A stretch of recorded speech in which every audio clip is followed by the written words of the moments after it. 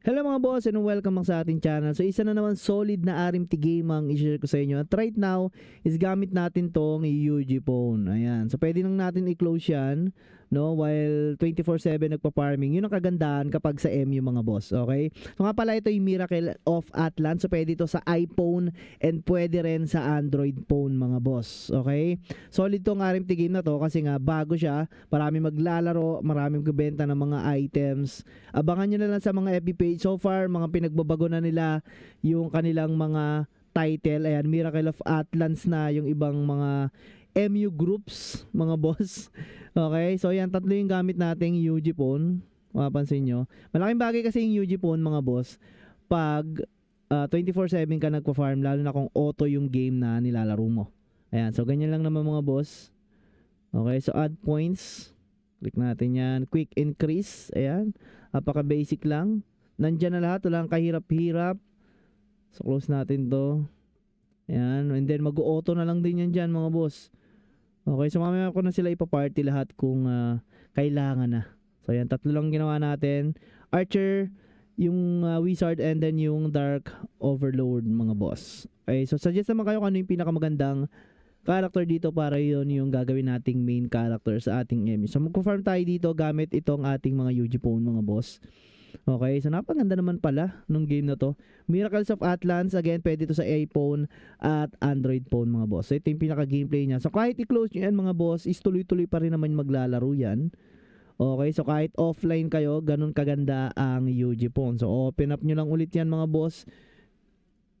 So open up nyo lang ulit yung mga boss. Ayan, so open up nyo lang ng ganyan. And then mag-open na ulit yung inyong mga UG phone.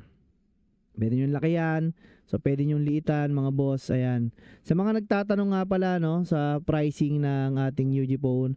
So meron tayong UVIP, GVIP, KVIP. So far ang kinuha ko is MVIP mga boss. Para 8 gig siya. Ito yung current pricing ng ating UG phone ngayon. Okay? So meron tayong tatlo dito na pwede natin gamitin. Sabay-sabay yan mga boss. Okay? So Cloud 1 and Cloud 2. So nawala yung Cloud 1 natin. Ayan. Okay? So tuloy-tuloy pa rin ang ating pagfa-farm. So another quest na pala. Ayan. Pag natapos, puntayin nyo lang doon sa quest na yon.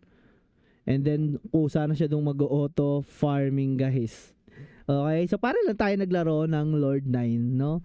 Makaluma nga lang yung graphics pero parang Lord 9 rin. Sana magkaroon ng magandang RMT dito or bentahan ng mga dayas mga boss para magtagal itong game. Kasi kapag merong ganon is talaga maraming maglalaro at syempre is tatagal yung game at maraming community ang magkakagusto at maglalaro kapag may mga bumibili ng items, ng dayas, no, kasi tuloy-tuloy. So parang player driven talaga yung mangyayari kapag ganon yung game. So again guys, I'm using Cloud Phone para dito sa ating Miracles of Atlans. So yan tatlo, hindi yan bawal. So natanong ko na rin sa devs, okay na okay yan. At safe na safe talaga kahit nga sa Lord 9, kahit sa Emir is pwede itong ating UG phone guys. So again, yun yung update natin about dito sa bagong MMORPG. So hindi naman na kailangan ng napakaraming guide pa pagdating sa mga MU games. Okay? So MU naman talaga tong game na to. Ayan, kitang-kita naman natin mga boss. So hindi na kailangan ng maraming guide dyan. So kailangan mo mag-farm syempre ng items, magpalakas, makipag-PK, at makapag-hunt ng rare items dito sa Miracles of Atlan. So meron sila ditong auction house, no, na tinatawag. Click natin yan. And then meron ditong exchange. Okay, so on auction, wala tayo binibenta ngayon. Inventory, note, and then yung all. So yung pang bibili mo rin syempre dito is yung ito, yung pinaka crystal na yung mga. So ang ganda no. So auction, DW, pag bumili ka 385, kung gusto mong i-auction 350.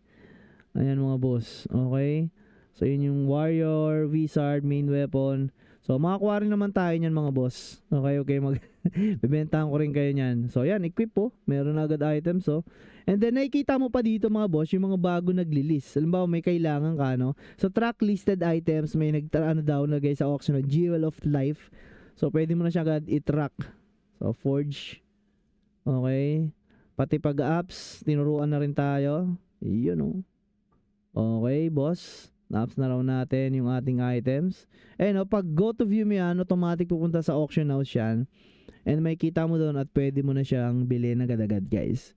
Okay? So paunahan dito ng mga magandang items kapag may nag-post talaga is makikita no. So yan, go to view yan no. Ang ganda rin eh. Okay, so Forge. No. Gaganyanin mo na, lalakayan mo lang no. Saka mas magaan ang UG phone mga boss kasi nakadepende lang to sa internet mo, hindi sa ganda ng computer. Compare sa mga may Play Store yan, Game Center. Compare sa mga emulator mga boss. So, yun yung pagkakaiba nila.